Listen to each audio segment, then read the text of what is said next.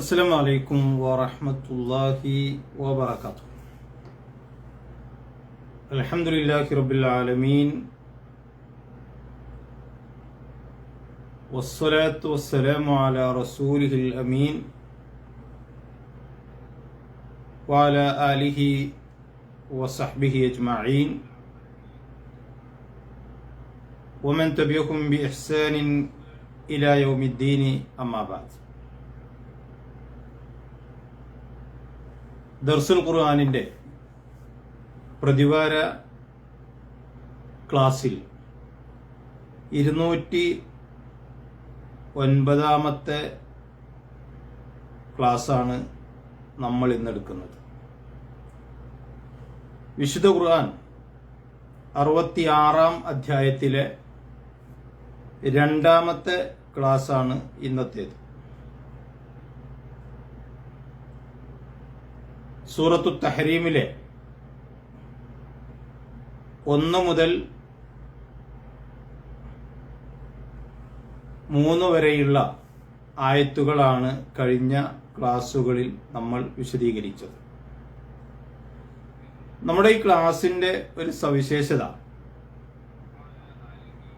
വിശുദ്ധ ഖുർആൻ നേരിട്ട് അതിൻ്റെ അർത്ഥവും അതിൻ്റെ ശരിയായ വിശദീകരണങ്ങളും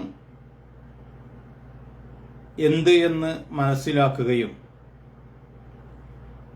അവ ജീവിതത്തിൽ പ്രാവർത്തികമാക്കുകയും ചെയ്യുക എന്നതാണ്. മറ്റു വഅളുകളോ അതല്ലെങ്കിൽ ദീർഘമായ പ്രസംഗങ്ങൾ നമ്മൾ കേൾക്കുന്നത് പോലെ ഉള്ള ഒരു ക്ലാസ് അല്ല. മറിച്ച് നമ്മൾ നിത്യേന നമ്മുടെ നമസ്കാരങ്ങളിലും അതുപോലെയുള്ള സന്ദർഭങ്ങളിൽ പാരായണം ചെയ്യുന്ന ചെറിയ ചെറിയ അധ്യായങ്ങളുടെ ആശയങ്ങളും ജീവിതത്തിൽ പകർത്തേണ്ട കാര്യങ്ങളും നമ്മൾ മനസ്സിലാക്കുക എന്നുള്ളതാണ്. അതുകൊണ്ട് തന്നെ ഖുർആനുമായി ബന്ധപ്പെട്ടുകൊണ്ട് അതിൻ്റെ യഥാർത്ഥ അർത്ഥവും അത് ഉൾക്കൊള്ളുന്ന ആശയങ്ങളും മാത്രമാണ് നമ്മുടെ ഈ ക്ലാസ്സിൽ നമ്മൾ പരാമർശിക്കുന്നത്. കൂടുതൽ ഉദാഹരണങ്ങളോ അല്ലെങ്കിൽ മറ്റു പ്രസംഗങ്ങളിൽ നമ്മൾ കേൾക്കുന്നത് പോലെയുള്ള കഥകളോ അങ്ങനെ പറഞ്ഞ് വിശദീകരിച്ച് പരത്തി കൊണ്ടുപോകുന്ന ഒരു ക്ലാസ് അല്ല. ഒരു ദിവസം അല്ലെങ്കിൽ ഒരാഴ്ചയിൽ ഒരധ്യായത്തിലെ 2-3 ആയത്തുകൾ നമ്മൾ വായിക്കുകയും അത് വിശദീകരിക്കുകയും അതിൽ പറയുന്ന കാര്യങ്ങൾ എന്താണ് എന്ന് മനസ്സിലാക്കുകയും ചെയ്യുക എന്നതാണ്. കഴിഞ്ഞ ആഴ്ചയിൽ നമ്മൾ പുതുതായി ആരംഭിച്ച സൂറത്താണ് 66-ാമത്തെ അധ്യായം, സൂറത്തു തഹരീം. തഹരീം എന്ന് പറഞ്ഞ നിഷിദ്ധമാക്കൽ എന്നാണ് അതിന്റെ അർത്ഥമെന്നും ഈ അധ്യായത്തിന് അങ്ങനെ ഒരു പേര് വരാനുള്ള പശ്ചാത്തലം എന്ത് എന്നുമൊക്കെ കഴിഞ്ഞ ക്ലാസ്സിൽ ഞാൻ വിശദീകരിച്ചു. അതിന്റെ ബാക്കി ചില കാര്യങ്ങൾ കൂടെയാണ് 4-ാമത്തെയും 5-ാമത്തെയും വചനങ്ങളിൽ പ്രസ്താവിക്കുന്നത്. അതിലെ 4-ാമത്തെ വചനം ഇങ്ങനെയാണ്: അഊദു ബില്ലാഹി മിനശ് ശൈത്വാനിർ റജീം ബിസ്മില്ലാഹിർ റഹ്മാനിർ റഹീം إن تتوبا إلى الله فقد صغت قلوبكما وإن تظاهرا عليه فإن الله هو مولاه وجبريل وصالح المؤمنين والملائكة بعد ذلك ظهير. കഴിഞ്ഞ 3 ആയത്തുകളിൽ നബി കുടുംബത്തിൽ നടന്ന ഒരു സംഭവവുമായി ബന്ധപ്പെട്ടാണ് പറയുന്നതെങ്കിലും ഓരോ കുടുംബത്തിലെയും അംഗങ്ങൾ കൃത്യമായി അറിയേണ്ട ചില പാഠങ്ങൾ അതിലുള്ളത് കൊണ്ടാണ് ആ ഒരു സംഭവം നമുക്ക് വേണ്ടി ഖുർആനിൽ എന്നെന്നും നിലനിൽക്കുന്ന രൂപത്തിൽ അള്ളാഹു വിശദീകരിച്ചത്. അല്ല എങ്കിൽ അത് പ്രവാചകന്റെയും അദ്ദേഹത്തിന്റെ കുടുംബത്തിലും കഴിഞ്ഞ ഒരു സംഭവം എന്നുള്ള നിലക്ക് ഖുർആനിൽ പരാമർശിക്കേണ്ട പ്രത്യേകിച്ച് കാരണങ്ങളൊന്നുമില്ല. പക്ഷേ പല കുടുംബങ്ങളിലും അങ്ങനെ സംഭവിക്കും എന്നുള്ളത് കൊണ്ടും അങ്ങനെ സംഭവിക്കാതിരിക്കാൻ ശ്രദ്ധിക്കണമെന്നും സംഭവിച്ചു പോയാൽ ചെയ്യേണ്ട കാര്യങ്ങൾ എന്തൊക്കെയെന്നും ആണ് ഈ കഥ അല്ലെങ്കിൽ ഈ സംഭവം നമ്മൾക്ക് വിശദീകരിച്ചു തരുന്നതിലൂടെ പടച്ച തമ്പുരാൻ ഉദ്ദേശിക്കുന്നത്. അപ്പൊ അതുകൊണ്ട് തന്നെ 1 മുതൽ 3 വരെയുള്ള ആയത്തുകളിൽ ആ സംഭവം എന്താണ് എന്ന് പറയുകയും അത് വിശദീകരിക്കുകയും ചെയ്തു. ഇനി 4-ാമത്തെ ആയത്തിൽ അള്ളാഹു പറയുന്നത് ഇൻ തതൂബ ഇലല്ലാഹി, നിങ്ങൾ രണ്ടുപേരും അള്ളാഹുവിലേക്ക് ഖേദിച്ചു മടങ്ങണം, തൗബ ചെയ്ത് മടങ്ങേണ്ടതുണ്ട്. ഫഖദ് സ്വഗത്ത് ഖുലൂബുക്കുമ, നിങ്ങളുടെ രണ്ടുപേരുടെയും ഹൃദയങ്ങൾ, മനസ്സുകൾ തിന്മയിലേക്ക്, തെറ്റിലേക്ക് ചാഞ്ഞുപോയിട്ടുണ്ട്. അതുകൊണ്ടാണ് നിങ്ങളിൽ ഈ പ്രവൃത്തി സംഭവിച്ചത് എന്നതാണ് ഇന്ന് നമ്മൾ വായിച്ച ആയത്തിന്റെ ആദ്യ ഭാഗത്ത് അള്ളാഹു പറയുന്നത്. കഴിഞ്ഞ ആഴ്ചയിലെ സംഭവം ഇവിടെ ഓർക്കേണ്ടതുണ്ട്. നബി സല്ലല്ലാഹു അലൈഹി വസല്ലമ തന്റെ പത്നിമാരിൽപ്പെട്ട സൈനബ റളിയല്ലാഹു അൻഹയുടെ വീട്ടിൽ നിന്ന് തേൻ കഴിക്കുന്നു എന്ന വിവരം പ്രവാചകന്റെ മറ്റു പത്നിമാരായ ആയിഷ റളിയല്ലാഹു അൻഹയും ഹഫ്സ റളിയല്ലാഹു അൻഹയും അറിയുകയും അത് അവർക്ക് ഇഷ്ടപ്പെടാതിരിക്കുകയും അതുകൊണ്ട് തന്നെ തങ്ങളുടെ ആരുടെ അടുത്തേക്കാണോ നബി തിരുമേനി ആദ്യം വരുന്നത് അപ്പോൾ താങ്കളെ മഗാഫിർ വാസരിക്കുന്നുവല്ലോ എന്ന് പറയണം എന്നും അവർ രണ്ടുപേരും രഹസ്യമായി തീരുമാനിക്കുകയാണ്. അതനുസരിച്ച് നബി സല്ലല്ലാഹു അലൈഹി വസല്ലമ വന്നത് ഹഫ്സ റളിയല്ലാഹു അൻഹയുടെ വീട്ടിലേക്കാണ്. അപ്പോ അവർ പറഞ്ഞ അതനുസരിച്ച്, തീരുമാനിച്ചതിനനുസരിച്ച് അവർ നബി സല്ലല്ലാഹു അലൈഹി വസല്ലമയോട് പറഞ്ഞു, താങ്കളെ മഗാഫിർ, അതൊരു പശയുടെ ചെടിയുടെ പശയാണ് എന്നും അതല്ല മറ്റെന്തോ വസ്തുവാണോ, വാസനയുള്ളതാണ് എന്നാൽ മധുരമുള്ളതാണ് എന്നൊക്കെ മുഫസ്സിരീങ്ങൾ അതിനെക്കുറിച്ച് പറയുന്നത്. ഏതായിരുന്നാലും നബി തിരുമേനി മറ്റൊരു വീട്ടിൽ എന്തോ കഴിച്ചിരിക്കുന്നു എന്ന് അവർ അറിഞ്ഞു എന്ന വിവരം നബിയെ അറിയിക്കുക, അതാണ് ആ പ്രയോഗത്തിലൂടെ, ആ ധാരണയിലൂടെ അവരുദ്ദേശിച്ചത്. ഏതായിരുന്നാലും തീരുമാനിച്ച പ്രകാരം അവർ ചെയ്യുകയും നബി സല്ലല്ലാഹു അലൈഹി വസല്ലമ വന്നപ്പോൾ അപ്രകാരം പറയുകയും ചെയ്തു. അപ്പൊ നബി തിരുമേനി പറഞ്ഞു, അല്ല, ഞാൻ സൈനബയുടെ വീട്ടിൽ നിന്ന് അല്പം തേൻ കഴിച്ചതാണ്, ഇനി ഞാനത് കഴിക്കുകയില്ല എന്ന് പ്രവാചകൻ പറഞ്ഞു. അപ്പൊ ആ കഴിക്കുകയില്ല, അള്ളാഹു അനുവദിച്ച ഒരു കാര്യം നബി തിരുമേനി കഴിക്കുകയില്ല എന്ന് പറഞ്ഞ് നിഷിദ്ധമാക്കുന്നതിലൂടെ, അങ്ങനെയാണ് ഈ അധ്യായത്തിന് തഹരീം എന്ന പേര് വന്നത് എന്ന് കഴിഞ്ഞ ക്ലാസ്സിൽ ഞാൻ സൂചിപ്പിച്ചിരുന്നു. അപ്പൊ നബി തിരുമേനി അങ്ങനെ പറഞ്ഞു. പക്ഷെ അതും ശരിയായില്ല, അങ്ങനെ പറയാൻ പാടില്ല.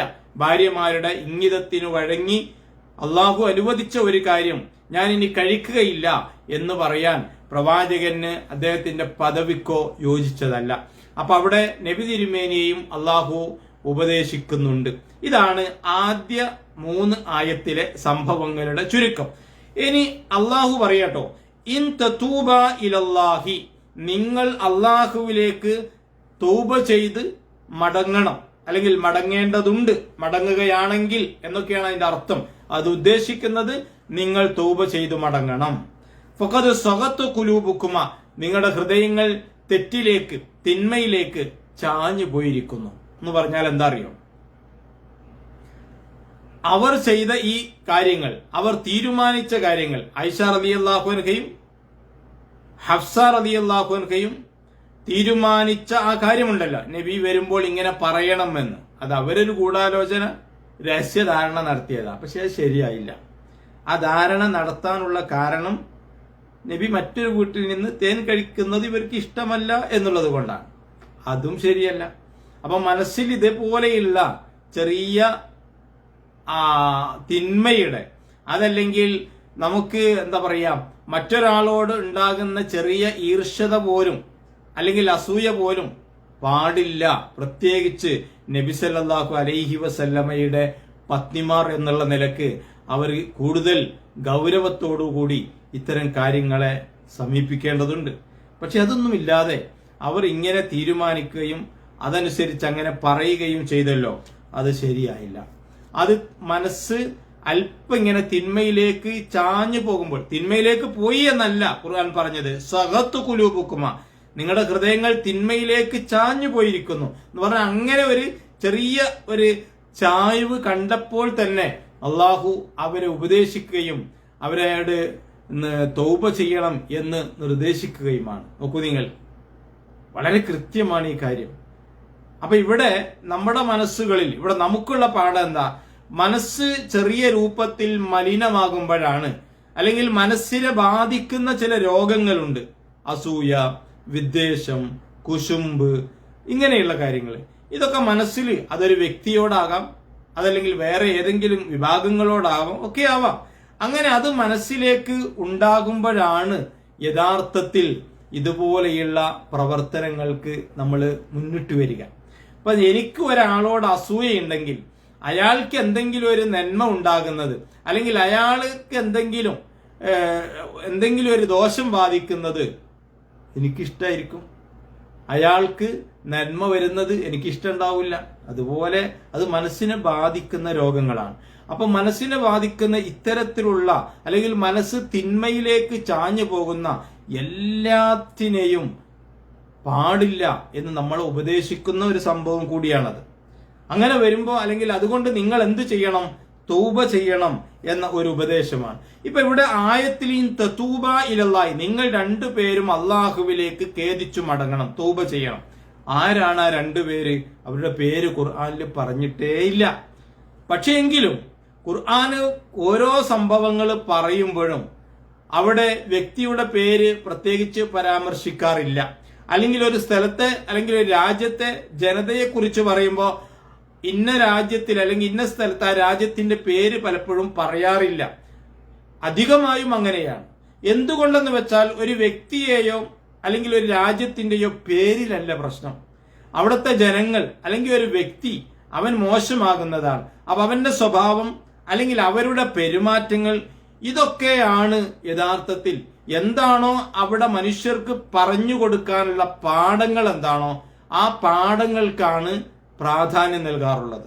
അതുകൊണ്ട് പലപ്പോഴും രാജ്യത്തിന്റെ പേര് പറയില്ല, സ്ഥലത്തിന്റെ പേര് പറയില്ല, വ്യക്തിയുടെ പേര് പറയില്ല, എന്നാ പറഞ്ഞ സംഭവങ്ങളും ഉണ്ട്. അപ്പൊ ചുരുക്കം എന്താ? ഇവിടെ പേര് പറഞ്ഞിട്ടില്ല. നബി തിരുമേനിയുടെ ഭാര്യമാരിൽ ആരാണ്, അല്ലെങ്കിൽ ആർക്കിടയിലൊക്കെയാണ് ഇത് സംഭവിച്ചത് എന്ന്. പക്ഷെ ഹദീസിൽ നമുക്ക് കാണാം, ഇബ്നു അബ്ബാസ് റളിയല്ലാഹു അൻഹു പറയാണ്, ആരായിരുന്നു ആ സംഭവത്തിലെ പ്രവാചക പത്നിമാർ എന്ന് ചോദിക്കണം എന്ന് പലപ്പോഴും ഞാൻ ആഗ്രഹിച്ചിരുന്നു. പക്ഷെ എനിക്ക് അവസരം കിട്ടിയില്ല. ഒരിക്കൽ ഹജ്ജ് കഴിഞ്ഞ് മടങ്ങുന്ന വേളയിൽ എനിക്കൊരവസരം കിട്ടി. ഉമർ റളിയല്ലാഹു അൻഹുവിനോട് ഞാൻ അതിനെക്കുറിച്ച് ചോദിക്കുകയുണ്ടായി. അപ്പോ ഉമർ റളിയല്ലാഹു അൻഹു പറഞ്ഞു, അത് ആയിഷ റളിയല്ലാഹു അൻഹയും അതുപോലെ തന്നെ ഹഫ്സ റളിയല്ലാഹു അൻഹയുമാണ് ഇങ്ങനെ രഹസ്യധാരണ ഉണ്ടാക്കിയവർ. ആയിഷ റളിയല്ലാഹു അൻഹ എന്ന് പറഞ്ഞ അബൂബക്കർ റളിയല്ലാഹു അൻഹുവിന്റെ മകളാണ്.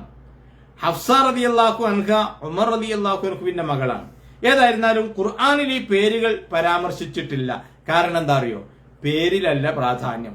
ഇങ്ങനെ ഒരു സ്വഭാവം പ്രത്യേകിച്ച് സ്ത്രീകളിൽ ഉണ്ടായിക്കൂടാ എന്ന് ഓർമ്മപ്പെടുത്തുകയാണ്. ഇങ്ങനെ സ്ത്രീകൾക്കിടയിലാണ് പലപ്പോഴും ഈ ചെറിയ നിസാര കാര്യങ്ങളിൽ ഇങ്ങനെയുള്ള കുശുമ്പും കുയിന്തുമൊക്കെ ഉണ്ടാവുക എന്ന് നമുക്കറിയാം. യൂസുഫ് നബി അലൈഹി സ്വലാത്തു വസ്സലാമുമായി ബന്ധപ്പെട്ട ചരിത്രത്തിലും അത്തരം ചില കാര്യങ്ങൾ നമുക്ക് കാണാൻ കഴിയും. അപ്പൊ പലപ്പോഴും നബി തിരുമേനി പറയാറുണ്ടായിരുന്നു, നിങ്ങൾ യൂസുഫിന്റെ പെണ്ണുങ്ങളെ പോലെയാണ് എന്ന്. അവിടെ അർത്ഥം എന്താ അറിയോ? അങ്ങനെ ഒരു പൊതു സ്വഭാവം അവരിൽ മിക്കവരിലും നിലനിൽക്കുന്നു എന്നുള്ളതാണ്. അതുകൊണ്ടാണ് ഇവിടെ ഈ ആയത്തിൽ പേര് പറഞ്ഞിട്ടില്ല, പക്ഷെ അത് ഇന്നവരൊക്കെയാണ് എന്ന് ഹദീസുകളിൽ നമുക്ക് ലഭിക്കുകയും ചെയ്യുന്നു. ഇനി ഇതിൽ നമുക്ക് മനസ്സിലാക്കാവുന്ന രണ്ടാമത്തെ കാര്യം, നമുക്കറിയാം നബി സല്ലല്ലാഹു അലൈഹി വസല്ലം ഇവിടെ അള്ളാഹു പ്രവാചക പത്നിമാരെ ഉപദേശിക്കുകയാണ്. ഹൃദയങ്ങൾ തിന്മയിലേക്ക് ചാഞ്ഞു പോകുന്നത് കൊണ്ടാണ് ഇങ്ങനെ സംഭവിക്കുന്നത്, അത് പാടില്ല. അതുകൊണ്ട് നിങ്ങൾ എന്ത് ചെയ്യണം? തൗബ ചെയ്ത് മടങ്ങണം എന്നുള്ളത്. മാത്രമല്ല, കഴിഞ്ഞ ക്ലാസ്സിലെ 1-ാമത്തെ ആയത്തിന്റെ അവസാനത്തിൽ ഇങ്ങനെ പറയുന്നുണ്ട്, ഇന്നല്ലാഹ ഗഫൂറുർ റഹീം. ആ സംഭവം പറഞ്ഞ ശേഷം 1-ാമത്തെ ആയത്തിന്റെ അവസാനത്തിൽ അള്ളാഹു അതൊന്നും വെറുതെ പറയുന്നതല്ലോ. ഒരു ആയത്തിന്റെ അവസാനത്തിൽ അള്ളാഹിന്റെ പേരും സിഫത്തും വരാൻ വേണ്ടി പറയുന്നതല്ല. ഇന്നല്ലാഹ ഗഫൂർ റഹീം. അതിന്റെ മുമ്പ് പറഞ്ഞ സംഭവമായി ആയത്തിന്റെ ആ അള്ളാഹുവിന്റെ വിശേഷണമോ നാമമോ കൊടുത്തതിനോട് ഒരു ബന്ധമുണ്ടാവും. ഇപ്പൊ 1-ാമത്തെ ആയത്തില് അവർ ചെയ്ത അല്ലെങ്കിൽ നബി തിരുമേനി ചെയ്ത എന്താ പറയാ, അള്ളാഹു അനുവദിച്ചൊരു കാര്യം ഞാൻ ഈ ഉപയോഗിക്കില്ല, ഇനി കഴിക്കില്ല എന്ന് പറഞ്ഞല്ലോ.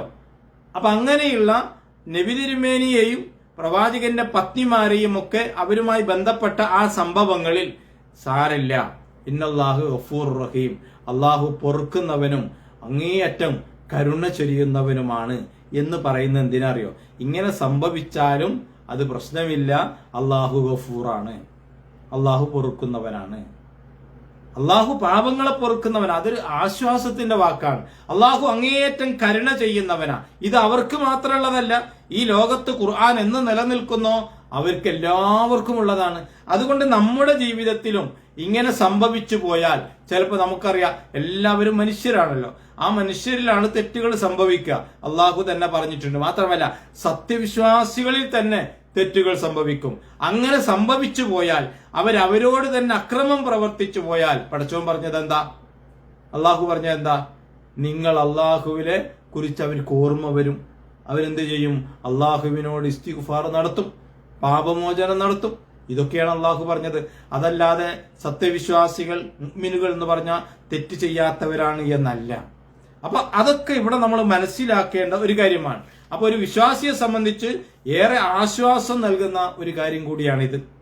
ഇനി നമ്മുടെ ജീവിതത്തിൽ ഇങ്ങനെ സംഭവിക്കുമ്പോൾ തീർച്ചയായും നമ്മൾ ഇങ്ങനെ സംഭവിക്കുന്നത് ശരിയല്ല എന്നുകൂടെ നമ്മൾ മനസ്സിലാക്കുക. അതോടൊപ്പം ഇവിടെ തൗബ ചെയ്യാനാണല്ലോ പറയുന്നത്. നബി തിരുമേനിയുടെ പദവിക്കും ആ ചെയ്തത് യോജിച്ചതല്ല. നബി തിരുമേനിയുടെ പത്നിമാര് ആ പദവിക്കും അവർ ചെയ്തതും യോജിച്ചതല്ല. അതുകൊണ്ട് എന്ത് ചെയ്യണം? പത്നിമാരോട് അള്ളാഹു പറയാം, നിങ്ങൾ തൗബ ചെയ്ത് മടങ്ങണം. അള്ളാഹു പൊറുക്കുന്നവനാണ്, അള്ളാഹു അങ്ങേയറ്റം കരുണ ചൊരിയുന്നവനാണ്. ഇനി ഇതുമായി ബന്ധപ്പെട്ട് പൊതുവായി നമ്മൾ മനസ്സിലാക്കേണ്ട ഒരു കാര്യം, ഈ തൗബ പ്രധാനമായും 3 നിബന്ധനകളാണ്. അതൊരു വ്യക്തിയുമായി ബന്ധപ്പെട്ടതാണെങ്കിൽ 4 നിബന്ധനകൾ അതിനുണ്ട് എന്നാണ് മുഫസ്സിരീങ്ങളും മുഹദ്ദിസീങ്ങളും എല്ലാവരും പറയുന്നത്. അതിൽ 1-ാമത്തെ നിബന്ധന എന്താ അറിയോ? നമ്മുടെ തൗബ അള്ളാഹു സ്വീകരിക്കാനുള്ള നിബന്ധനകളിൽ ഒന്നെന്താ അറിയോ? ചെയ്ത കുറ്റത്തിൽ നിന്ന് നമ്മൾ പൂർണ്ണമായി ഒഴിവാകുക, മുക്തനാവുക എന്നുള്ളതാണ്. അത് ആണാണെങ്കിലും പെണ്ണാണെങ്കിലും. ഇപ്പൊ ഇവിടെ അള്ളാഹു പറഞ്ഞല്ലോ, നിങ്ങൾ ചെയ്തത് ശരിയായില്ല, ഇനി അങ്ങനെ ചെയ്യാൻ പാടില്ല. അപ്പൊ അതിന് തീർച്ചയായും മുഴുവനായും അതിനെന്ത് ചെയ്യുക? പിന്മാറുക, അതില്ലെങ്കിൽ ഇതിൽ നിന്ന് മുക്തി നേടുക. രണ്ടാമത്, ഒരാൾ മദ്യപിക്കുകയാണെങ്കിൽ തെറ്റാണല്ലോ, ആ മദ്യപാനം പാടെ ഒഴിവാക്കുക. ഇതാണ് അതിൽ നിന്ന് മുക്തനാവുക എന്ന് പറഞ്ഞാൽ. രണ്ടാമത്തെ ഒരു കാര്യം എന്താ? ചെയ്ത തെറ്റിൽ അങ്ങേയറ്റം ഖേദിക്കുക എന്ന് പറഞ്ഞാൽ, ഒരാൾ മദ്യപിച്ചു, ആ മദ്യപാനം തെറ്റാണ് എന്ന് അയാൾക്ക് ബോധ്യപ്പെട്ട പിന്നെ മദ്യപിക്കാതിരിക്കുക, ഒന്ന്. രണ്ടാമത്തേത്, ആ ചെയ്തു പോയ മദ്യപാനം എന്ന തെറ്റിൽ അള്ളാഹുവിനോട് അങ്ങേയറ്റം ഖേദിച്ചു മടങ്ങുക. പിന്നെന്താണ്? മൂന്നാമത്തേത്, ആ തെറ്റുകളിലേക്ക് ഒരിക്കലും മടങ്ങാതിരിക്കുക. പിന്നെയും മദ്യപിക്കുക, അങ്ങനെ പാടില്ല. പിന്നെയും തൗബ ചെയ്യുക, അങ്ങനെ പാടില്ല. പിന്നീട് ഒരിക്കലും അതിലേക്ക് മടങ്ങാതിരിക്കുക. ഇനി ഇതൊരു വ്യക്തിയുമായുടെ അവകാശവുമായി ബന്ധപ്പെട്ടതാണ്, അവനെ നമ്മൾ ഉപദ്രവിച്ചതാണ്, അല്ലെങ്കിൽ അവനുമായി ഇടപാടുണ്ടായിട്ട് സംഭവിച്ച തെറ്റാ. അങ്ങനെയാണെങ്കിൽ അവനോടുകൂടെ നമ്മൾ അവനോടുകൂടെ നമ്മൾ ക്ഷമ ചോദിച്ച്, അവനോടുകൂടെ ആ തെറ്റ് തിരുത്തി അവനോട് ക്ഷമ ചോദിക്കേണ്ടതുണ്ട് എന്നുകൂടെ ഇതിനോടനുബന്ധിച്ച് എന്ത് ചെയ്യുക? നമ്മൾ മനസ്സിലാക്കുക. ഇതാണ് ആയത്തിലെ 1-ാമത്തെ ഭാഗം. എന്നിട്ട് അള്ളാഹു പറയാട്ടോ, ഈ ഭാര്യമാരോട് അള്ളാഹു പറയാ, വഇൻ തലാഹറ അലൈഹി, ഇനി നിങ്ങൾ രണ്ടുപേരും അദ്ദേഹത്തിനെതിരിൽ പരസ്പരം സഹായിക്കുകയാണെങ്കിൽ എന്ന് പറഞ്ഞാൽ എന്താ, നേരത്തെ നിങ്ങൾ ചെയ്ത പോലെ ആ രഹസ്യങ്ങൾക്കനുസരിച്ച് അതേപോലെ മുന്നോട്ട് പോവുകയാണെങ്കിൽ എന്ത് ചെയ്യണം? ഒരു കാര്യം മനസ്സിലാക്കണം, ഫഇന്നല്ലാഹ ഹുവ മൗലാഹു, അള്ളാഹു അവനാണ് നബി തിരുമേനിയുടെ യജമാനൻ. മാത്രമല്ല വജിബ്രീലു വസ്വാലിഹുൽ മുഅ്മിനീൻ വൽ മലായിക, ജിബ്രീൽ അലൈഹിസ്സലാത്തു വസ്സലാമും സത്യവിശ്വാസികളും മലക്കുകളും ബഅദ ദാലിക ലഹീർ, അദ്ദേഹത്തിന് സഹായിയായിട്ടുണ്ടാകും. അപ്പൊ ഇവിടെ മൗലാഹു എന്നാണ് പറഞ്ഞത്, അദ്ദേഹത്തിന്റെ യജമാനൻ.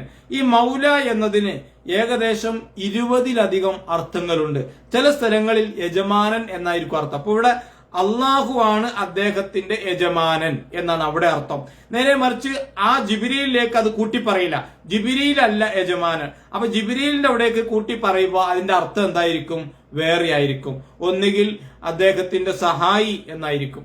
ഇനി വസ്വാലിഹുൽ മുഅ്മിനീൻ, അതുപോലെ തന്നെ സത്യവിശ്വാസികൾ, അവിടെയും ഒരുപക്ഷെ അർത്ഥം ഓരോ അതിനോട് ചേർന്ന് വരുന്ന പദം എന്താണോ ആ പദവുമായി ബന്ധപ്പെടുത്തിയാണ് മൗല എന്ന പദത്തിന്റെ അർത്ഥം പറയാം. ഇപ്പൊ അള്ളാഹു ആയിട്ട് വരുമ്പോൾ അള്ളാഹു ആണ് സഹായി എന്ന് പറയാം, അള്ളാഹു ആണ് യജമാനൻ എന്ന് പറയാം അദ്ദേഹത്തിന്റെ. എന്നാൽ ജിബ്രീൽ അതുപോലെ തന്നെ വസ്വാലിഹുൽ മുഅ്മിനീൻ, അവിടെ യജമാനൻ അർത്ഥം പറയില്ല. കാരണം എന്താ? ജിബ്രീൽ അല്ലല്ലോ യജമാനൻ നബി തിരുമേനിയുടെയും ആരുടെയും. സ്വാലിഹുൽ മുഅ്മിനീൻ സത്യവിശ്വാസികളുടെ യജമാനൻ അല്ലല്ലോ. അപ്പൊ അതുകൊണ്ട് എന്താ പറയാ, അവർ സഹായികളായിരിക്കും. വൽ മലായികത്തു, മലക്കുകളും സഹായികളായിരിക്കും. ബഅദ ദാലിക ലഹീർ എന്ന് പറഞ്ഞാൽ എന്താ അറിയോ? അപ്പൊ ഈ ഒരു കാര്യം മനസ്സിലാക്കുക, നിങ്ങൾ അദ്ദേഹത്തിനെതിരെ പ്രവർത്തിച്ചാലും അല്ലെങ്കിൽ പരസ്പരം സഹായിച്ച് ഇനി മുന്നോട്ട് പോവുകയാണെങ്കിൽ ഒരുപക്ഷെ അള്ളാഹു നബിയുടെ യജമാനനാണല്ലോ. അതുകൊണ്ട് അള്ളാഹുവും അതുപോലെ തന്നെ ഈ സത്യവിശ്വാസികളും ജിബ്രീൽ അലൈഹി സ്വലാത്തു വസ്സലാമും മുഴുവൻ മലക്കുകളും നബി തിരുമേനിയുടെ കൂടെ ഉണ്ടാകും എന്ന് പറഞ്ഞാൽ ഒരുപക്ഷെ ജിബ്രീൽ അലൈഹി സ്വലാത്തു മലക്കുകളും അദ്ദേഹത്തിന് വേണ്ടി ഇസ്തിഗ്ഫാർ നടത്തും. അതേപോലെ മലക്കുകള് സത്യവിശ്വാസികള് അദ്ദേഹത്തെ സഹായിക്കും ഒക്കെ ആവാം. അപ്പൊ ആ പദങ്ങൾക്ക് യോജിച്ച രൂപത്തിലാണ് മൗല എന്ന പദത്തിന് ഓരോ സ്ഥലത്തും അർത്ഥം പറയേണ്ടത്. ഇതാണ് ഒന്നാമത്തെ ആയത്തിന്റെ അർത്ഥം. ഇനി രണ്ടാമത്തെ ആയത്ത്, ഇന്ന് നമ്മൾ വായിച്ച രണ്ടാമത്തെ ആയത്ത്, അസാ റബ്ബുഹു ഇൻ ത്വല്ലഖകുന്ന അൻ യുബ്ദിലഹു അസ്വാജൻ ഖൈറൻ മിൻകുന്ന മുസ്ലിമാത്തിൻ മുഅ്മിനാത്തിൻ ഖാനിതാത്തിൻ തായിബാത്തിൻ ആബിദാത്തിൻ സായിഹാത്തിൻ തയ്യിബാത്തിൻ വഅബ്കാറ. ഇതാണ് അടുത്ത ആയത്ത് അഥവാ രണ്ടാമത്തെ ആയത്ത്. ഇനി അള്ളാഹു മറ്റൊരു കാര്യം ആ സത്യവിശ്വാസിനികളായ പ്രവാചക പത്നിമാരോട് മാത്രമായി പറയട്ടോ, അസാ റബ്ബുഹു അൻ ത്വല്ലഖകുന്ന അൻ യുബ്ദിലഹു അസ്വാജൻ ഖൈറൻ മിൻകുന്ന. ഇനി ഒരുപക്ഷെ നിങ്ങൾ ഈ തെറ്റിൽ തന്നെ തുടർന്നു പോവുകയാണെങ്കിൽ നബി സല്ലല്ലാഹു അലൈഹി വസല്ലമ നിങ്ങളെ വിവാഹമോചനം നടത്തുകയാണെങ്കിൽ അദ്ദേഹം അഥവാ അള്ളാഹു എന്തു ചെയ്യും? അള്ളാഹു അദ്ദേഹത്തെ സഹായിക്കും. എങ്ങനെ? അൻ യുബ്ദിലഹു അസ്വാജൻ ഖൈറൻ മിൻകുന്ന, നിങ്ങളെക്കാൾ ഉത്തമരായ സ്ത്രീകളെ പത്നിമാരെ അദ്ദേഹത്തിന് നൽകിയിട്ട് അള്ളാഹു അദ്ദേഹത്തെ സഹായിക്കും. അപ്പൊ നിങ്ങൾക്ക് പോവുകയാണെങ്കിൽ നിങ്ങൾക്ക് പോകാം. കാരണം നിങ്ങൾ ഈ തെറ്റിലൂടെ തന്നെ പോവുകയാണെങ്കിൽ ഒരുപക്ഷെ അദ്ദേഹം നിങ്ങളെ ഒഴിവാക്കും, തലാഖ് ചൊല്ലും. അങ്ങനെയാണെങ്കിൽ അദ്ദേഹത്തിന് പ്രശ്നമൊന്നുമില്ല. കാരണം എന്താ? അള്ളാഹു അദ്ദേഹത്തെ നിങ്ങളെക്കാൾ ഉത്തമരായ ഇണകളെ നൽകി അദ്ദേഹത്തെ സഹായിക്കും. മാത്രമല്ല ആ ഇണകൾ എങ്ങനെ ഉള്ളവരായിരിക്കും? മുസ്ലിമാത്തിൻ മുഅ്മിനാത്തിൻ, സത്യവിശ്വാസിനികളായിരിക്കും, അള്ളാഹുവിന് കീഴ്പ്പെട്ടവരായിരിക്കും. മാത്രമല്ല ഖാനിതാത്തിൻ, സൂക്ഷ്മത പാലിക്കുന്നവരായിരിക്കും. തായിബാത്തിൻ, പശ്ചാത്താപ മനസ്ഥിതിയുള്ളവരായിരിക്കും. ആബിദാത്തിൻ, ആബിദാത്തിൻ, വാ എന്നില്ല, ആബിദാത്തിൻ, ആരാധനാനിരതരുമായിരിക്കും അവർ.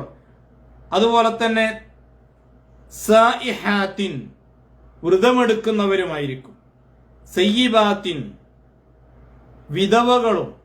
വഅബ്കാറ, കന്യകകളുമായിട്ടുള്ളവർ. ഒരുപക്ഷെ കന്യകകളെ നൽകും. ഇപ്പൊ നബി തിരുമേനിയുടെ ഭാര്യമാരിലൊക്കെ പലരും വിധവകളാണല്ലോ, പ്രായം ചെന്നവരാണ്. കന്യകകൾ കന്യക എന്ന് പറയാൻ ആയിഷ റളിയല്ലാഹു അൻഹയാണല്ലോ. അപ്പൊ ചുരുക്കത്തില് എന്താണോ നബി തിരുമേനിക്ക് ആവശ്യമുള്ളത് ആ ആവശ്യമുള്ള രൂപത്തിലുള്ള ഇണകളെ അള്ളാഹു നൽകും. ഇപ്പൊ ഇതിൽ പറഞ്ഞ വിശേഷണങ്ങളൊക്കെ ഉള്ള ഇണകൾ തന്നെയാണ് പ്രവാചകന്റെ നിലവിലുള്ള പത്നിമാര്. ആ ഗുണങ്ങളൊക്കെ ഉള്ള നിങ്ങളെക്കാൾ വീണ്ടും നല്ലവരായ അതേ ഗുണങ്ങൾ, അതിനേക്കാൾ നല്ല ഗുണങ്ങൾ ഉള്ള പത്നിമാരെ അള്ളാഹു എന്ത് ചെയ്യും? നബി തിരുമേനിക്ക് നൽകും എന്നാണ് അള്ളാഹു ഇവിടെ പറയുന്നത്. അപ്പൊ ഇവിടെ എന്താ അർത്ഥം എന്നറിയോ? അള്ളാഹു ആണ് നബി തിരുമേനിയുടെ യജമാനൻ എന്നൊക്കെ പറഞ്ഞല്ലോ. അപ്പൊ എന്ന് പറഞ്ഞാൽ ആ യജമാനൻ അല്ലെങ്കിൽ അള്ളാഹു ആണ് അദ്ദേഹത്തിന്റെ സഹായി. അപ്പൊ അള്ളാഹു എന്ത് ചെയ്യും? നബി തിരുമേനി എല്ലാ നിലക്കും സഹായിക്കും എന്ന് ആ പത്നിമാരെ ഓർമ്മപ്പെടുത്തുകയാണ്. അപ്പൊ ഇവിടെ നമ്മൾ മനസ്സിലാക്കേണ്ട ഒരു കാര്യം, ഈ 1 മുതൽ 5 വരെയുള്ള ആയത്തുകളാണ് ഇപ്പൊ 2 ക്ലാസ്സുകളിലായി നമ്മൾ മനസ്സിലാക്കിയത്. ഇതിൽ നിന്ന് നമുക്ക് മനസ്സിലാക്കാനുള്ള ഏതാനും ചില കാര്യങ്ങൾ ഞാൻ പറയാം. ഒന്നാമത്തെ കാര്യം എന്താ അറിയോ? നബി സല്ലല്ലാഹു അലൈഹി വസല്ലമയുടെ സ്ഥാന പദവികൾക്ക് അനുയോജ്യമല്ലാത്ത നിസാര കാര്യം പോലും തിരുമേനിയിൽ നിന്ന് ഉണ്ടാകുന്ന പക്ഷം അള്ളാഹു അദ്ദേഹത്തെ തിരുത്തുന്നതാണ്. അതാണ് ഈ അധ്യായങ്ങളിൽ നമ്മൾ കണ്ടിട്ടുള്ള ഒരു കാര്യം. രണ്ടാമത്തെ ഒരു കാര്യം, അള്ളാഹു ഹലാലാക്കിയ അനുവദനീയമാക്കിയ വസ്തുക്കളെ ഉപയോഗിക്കുകയില്ല എന്ന് ആരും ദൃഢനിശ്ചയം ചെയ്തുകൂടാത്തതാണ്. അള്ളാഹ് നമുക്ക് അനുവദിച്ചൊരു കാര്യം ഞാനത് ചെയ്യൂല അല്ലെങ്കിൽ ഞാനത് ഉപയോഗിക്കൂല എന്ന് പറയാൻ നമുക്ക് പാടില്ല. മൂന്നാമത്തേത്, നല്ലതല്ലാത്ത വിഷയങ്ങളിൽ അല്ലെങ്കിൽ നിസ്സാരമായ കാര്യങ്ങളിൽ വെറുതെ സത്യം ചെയ്ത് പറയാൻ പാടില്ല. പിന്നെ അള്ളാഹുവിന്റെ പ്രവാചകൻ പറഞ്ഞല്ലോ, ഇനി ഞാനത് കഴിക്കൂല എന്ന് സത്യം ചെയ്ത് പറഞ്ഞല്ലോ. അപ്പൊ അങ്ങനെ പറയാൻ പാടില്ല. നിസ്സാരമായ കാര്യങ്ങളിൽ വെറുതെ സത്യം ചെയ്ത് പറയാൻ പാടില്ല. ഇനി നാലാമത്തെ ഒരു കാര്യം, ഇനി അപ്രകാരം സത്യം ചെയ്തു പോയാൽ പിന്നെ അതിനെന്ത് ചെയ്യണം? പ്രായശ്ചിത്തം അഥവാ കഫാറത്ത് നൽകി ആ സത്യം പറഞ്ഞതിൽ നിന്ന് ഒഴിവാകേണ്ടതാണ്. അഞ്ചാമത്തെ കാര്യം, സ്ത്രീകൾ അവരെത്ര ഉന്നത പദവിയുള്ളവരായാലും അവരുടേതായ ചില സ്വഭാവങ്ങൾ അവരിൽ നിന്ന് പ്രകടമാവുക സ്വാഭാവികമാണ്. അതാണ് നബി പത്നിമാരിൽ നമുക്ക് കാണാനിടയായത്. ആറാമത്തെ കാര്യം, ഒരാളോട് ഒരു രഹസ്യ വിവരം പറഞ്ഞാൽ അത് മറ്റൊരാളോട് പറയാൻ പാടില്ല, അവർക്കിടയിൽ മാത്രം ഒതുങ്ങി നിൽക്കേണ്ടതാണ്. ഏഴാമത്തെ കാര്യം, നബി സല്ലല്ലാഹു അലൈഹി വസല്ലമയുടെ സ്ഥാന പദവി അള്ളാഹുവിങ്കിൽ ഉന്നതമായിട്ടുള്ളതാണ്. അതുകൊണ്ടാണ് ഈ കാര്യത്തിൽ അള്ളാഹു വീണ്ടും നബി സല്ലല്ലാഹു അലൈഹി വസല്ലമയെ സഹായിക്കുന്നതും ആ നബി തിരുമേനിക്ക് കൂടുതൽ ഉത്തമരെ നൽകും എന്നൊക്കെ പറഞ്ഞതിന്റെയും താല്പര്യം. എട്ടാമത്തെ കാര്യം, അള്ളാഹുവിന്റെയും നബി തിരുമേനിയുടെയും കൽപ്പനകൾക്കോ തൃപ്തിക്കോ എതിരായി പ്രവർത്തിക്കുന്നത് ആര് തന്നെ ആയാലും അള്ളാഹു അത് ഒട്ടും ഇഷ്ടപ്പെടുന്നതല്ല എന്ന് ഈ സംഭവത്തിലൂടെ നമുക്ക് മനസ്സിലാക്കാൻ കഴിയും.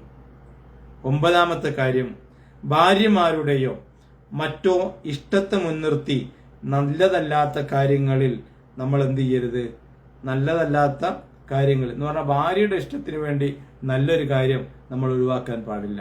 ഇത്രയും കാര്യങ്ങളൊക്കെ നമ്മുടെ ജീവിതത്തിലും പാഠമാക്കാനുള്ളതാണ് ഈ ആയത്തുകളിലൂടെ. ഇൻഷാ അല്ലാഹ് ഇതിന്റെ ബാക്കി ആയത്തുകൾ അടുത്ത ക്ലാസ്സിൽ നമുക്ക് വിശദീകരിക്കാം. അള്ളാഹു അനുഗ്രഹിക്കുമാറാവട്ടെ. അസ്സലാമു അലൈക്കും വറഹ്മത്തുള്ളാഹി വബറകാതുഹു.